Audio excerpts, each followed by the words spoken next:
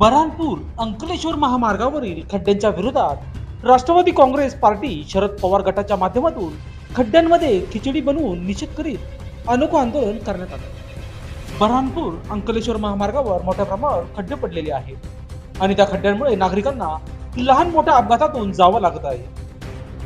या रस्त्यावर निधी देखील खर्च करण्यात आलेला आहे, परंतु पावसामुळे ते खड्डे पुन्हा निर्माण झाल्याने वाहन चालवितांना तारेवरची कसरत करावी लागत आहे। त्यासाठी राष्ट्रवादी काँग्रेसच्या वतीने महिला पदाधिकारी ज्योती पवार यांच्या नेतृत्वाखाली खड्ड्यात खिचडी बनवून निषेध व्यक्त करण्यात आला आहे। जोपर्यंत या रस्त्यावरील खड्डे दुरुस्त होत नाही आणि शासन चोपडा तालुक्यातील जनतेचे लक्ष देत नाही तोपर्यंत आंदोलन सुरू राहील।